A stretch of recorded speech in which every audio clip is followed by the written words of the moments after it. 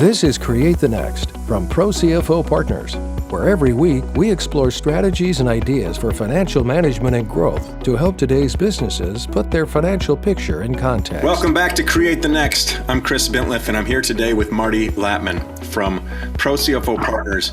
And Marty, today we're talking about relationships, business relationships, cultivating those relationships. And I want to start right away with you because I think a lot of folks confuse their network for relationships, or think if they have 500 LinkedIn connections that those must be relationships, or think that if they go to a networking event or they shake hands after the meet and greet or at the cocktail hour, those are relationships. Set me straight. What is a relationship from your perspective, from your context when we're thinking about business relationships? Well, let's take for a second what you mentioned about LinkedIn. There seems to be a contest, and I call it a contest to collect the most baseball cards you could get, because some people have 2,000 contacts, some people have 5,000 contacts, and then you ask them, well, what do you know about your contact? And there's a blank stare when you get that. And, look, relationships really are, I'll call it friends, people who care about each other and who help each other in different ways. It's networking. In your network, you have different types of people. You have connections, which are, people who you have their names and you know them once or twice, and that's about it. But then you have relationships, and these are the people who really, you know them and they know you, and you work together to help each other. It's, from my standpoint, what it really is, it's working together to find air. We talk about air. I look at it, air to me is advice, information, and referrals. And so from a business standpoint, aside from having, a situation where you really get to know each other, you also help each other to find that air. And that really sets apart, from my point of view, the people who just, quote, network to the people who build the relationships. And you can have relationships. There's different types of relationships. You have a situation, obviously, where, you have your family, you have your friends, you have people who you deal with in business, you have your vendors, you have your customers. And these are the people that you build relationships with, where you get to really know them. You know them from a business standpoint, and some of them from a personal side. And it's really a situation where to cultivate this, you become what I consider a giver. You help people. You help people and do not expect anything in return. But generally what happens is that the people who are givers get the most in return because they help other people. I mean, a lot of interesting things coming back here. I love your idea of advice, information, and referrals. And one of the things I hear you saying is, in order to build some of those productive relationships, one of the things to do is be the source of those things. As you say, to be a giver, be the source of advice, information, referrals with no expectation in return. Do you think that that's good advice? Do you think that that's a good way to sort of start trying to build a relationship? Yes, I do. Okay, I've been doing it for a long time. And for me, and for people who I've discussed things with, that seems to be the way it works. We have situations where relationships can help you in many, many different ways. They could give you support. They could give you advice. Okay, they could, help you focus on different things that you want. they could then refer you to other people that would lead to other opportunities. Okay. So it's not what I could call collecting baseball cards. It's more than that. Okay. What happens is that from my standpoint, in developing a relationship, it's always about them, not about me. It's about them. And when I could be in a situation to help them and find out more information about them along the way, the relationship becomes closer. And that leads to more opportunities for both sides. And there's a friendship that you create. Do you feel like some business relationships that are more important than others to cultivate, or is it more organic than that? So should I be strategic about building a closer relationship, as you say, a friendship with folks in finance, legal, folks that can sort of help round out my professional sphere? Or is it better to just be organic and be as sort of giving as you can in these relationships and make the most of whatever comes your way? It's really both. Okay. It's really both. From a business standpoint, when you look at it, strategy is very, very important. And as you say, you want to build relationships strategically in different areas where it will affect your business. And, there's some basic relationships that you want to create along the line. You have your accountants, you have your lawyers, you have your bankers, you have your insurance brokers, you have, I'll call it your realtors, and you have your people who are in the technical area, your technology experts. These are the 6 people who really work with the decision makers to help an organization move forward, and at the same time protect them in different ways.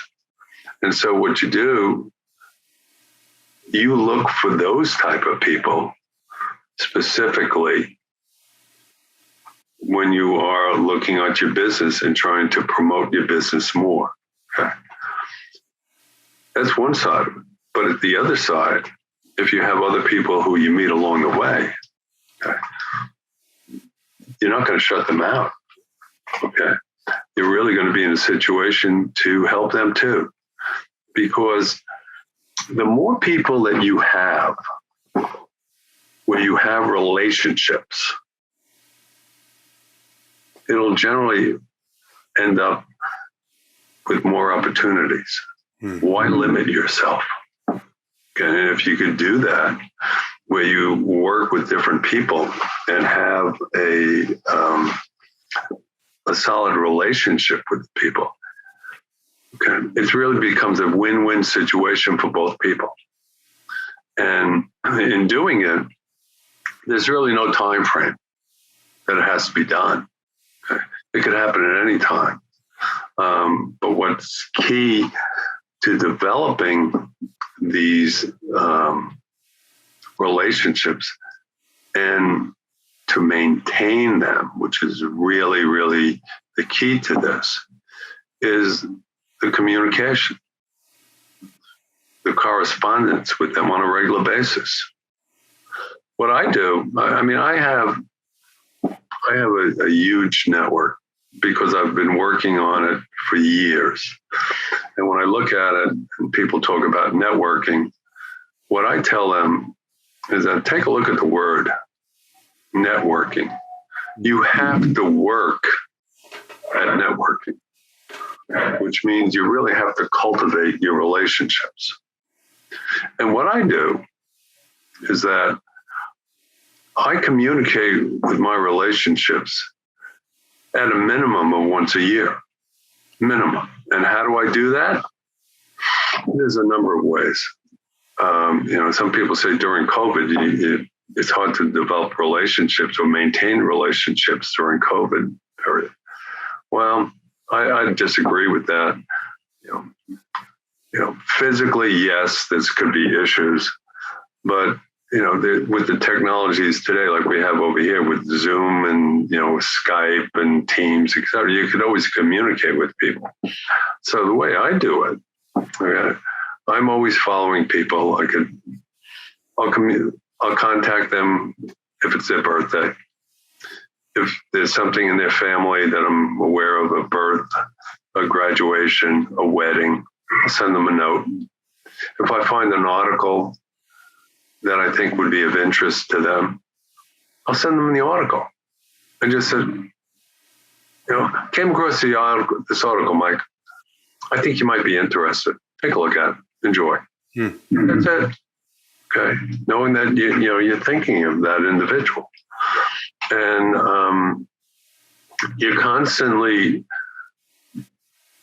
looking out and seeing how can you help them or how can you make them feel good. And I give them advice where, the advice is necessarily needed. And then you build it that way. That it doesn't have to be so formal or complex. It's when someone crosses your mind. I especially love the idea of an article or something that you see something and you send, because that creates value. Here's something I saw that I thought you might benefit from. And in doing that, you're expanding whatever, their worldview or their professional view, or it follows really closely into your idea of advice or information. What are some of the ways that, especially in business, that you think people are getting relationships wrong?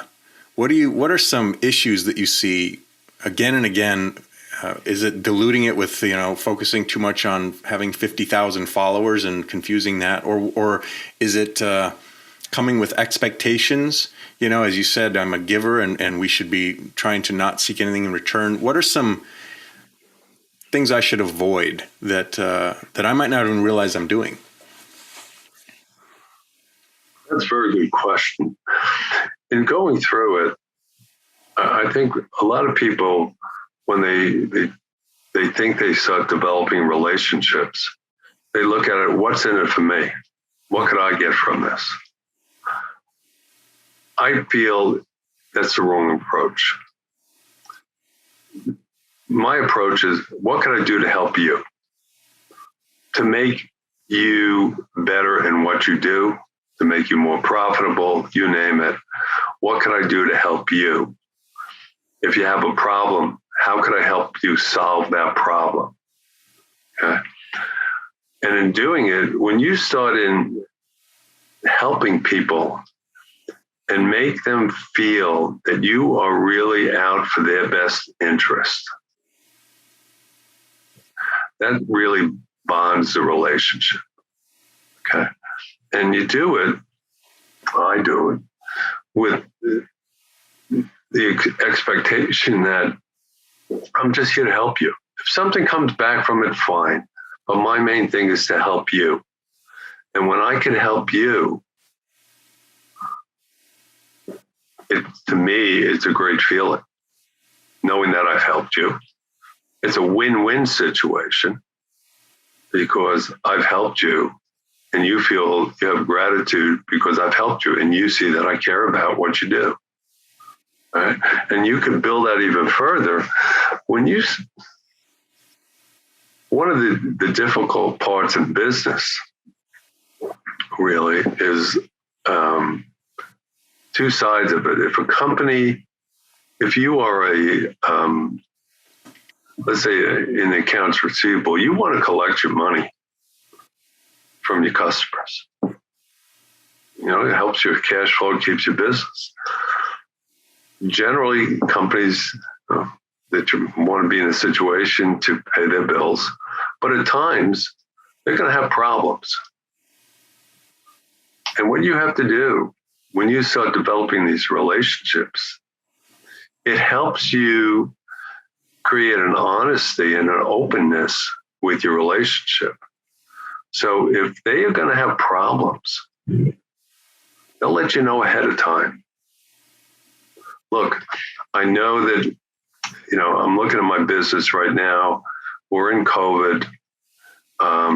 It's affected my supply line. I'm not getting some of the shipments out that I need to ship out.